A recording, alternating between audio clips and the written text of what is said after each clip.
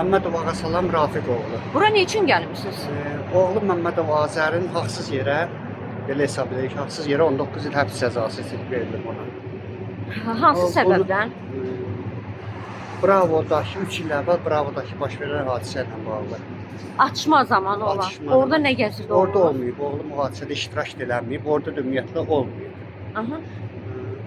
Yenə də bundan belə qrupava cinayət kimi onun 19 il Niye? həbs Dostluğu cəzası. var idi. O hadisəni törədən oğlandan dostluğu olub, yoldaşlığı olub. Aha. Həmin gündə hadisədən bir 2-3 saat sonra həmin hadisəni törədən oğlanı maşından mindirib hardasa arası aparıb. Yəni evindən, 51 hadisə kimi. evindən, yaşadığı evdən o oğlanı şəhərə gətirmişlər. Yəni bununla da əlaqələndirdilər ki, o ortaq olub, güya əlaqəsi var.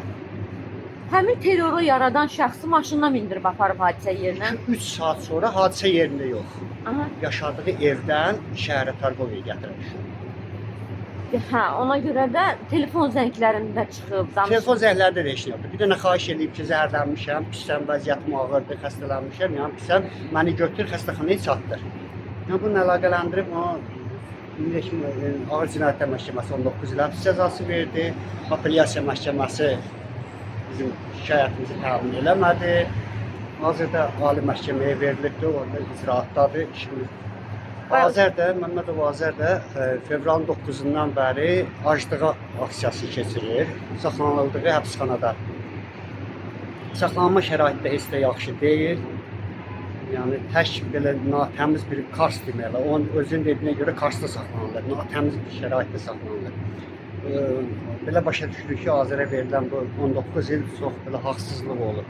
Haqsızdır. İndi əsas tələbiniz nədir? Əsas tələbim Mümkün yaxın danışın. vaxtlarda Ali Məhkəmədə işə baxılacaq. Xahiş edib ədalətli bir qərar çıxarılsın.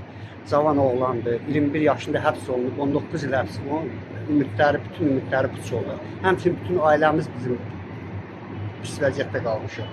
3 il ərzində hara müraciət eləmisiniz məsələn? Hər yerə müraciət Hər yerdə yəni etmədiyimiz hara yerdə. nəzərdə tutursunuz? Valla bir hamısını saymağa səbrim çatmaz belə. Yəni mümkün olan, lazım olan hər yerə müraciətlər eləmişik. Prezidentdə belə, Mehriban xanımdan belə, Ombudsmandan belə, Ədliyyə Nazirliyinə, prokurorluqlara.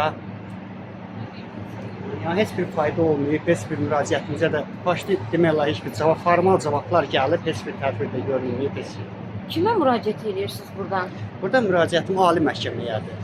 Ali Məhkəmədə xahiş edirəm sizdən, ata kimi övladımı çox narahatam. Yəni bugünkü gündə onun aclığa oturmağı, bu belə başa düşür ki, yəni bu işdə heç bir günahı yoxdur. Haqq ədalət tələb edir. Xahiş edib bizim ümidimizi, ədalətə olan ümidimizi öldürməyin. Bir köməyi göstərsinlər məsələ ilə amma kömək edirsiniz vətəndaşa bilirəm. Başınız var olsun. Saat 2-də açılır, 2 tamam. Nahardır da hal-hazırda. İçəri qalır bəli.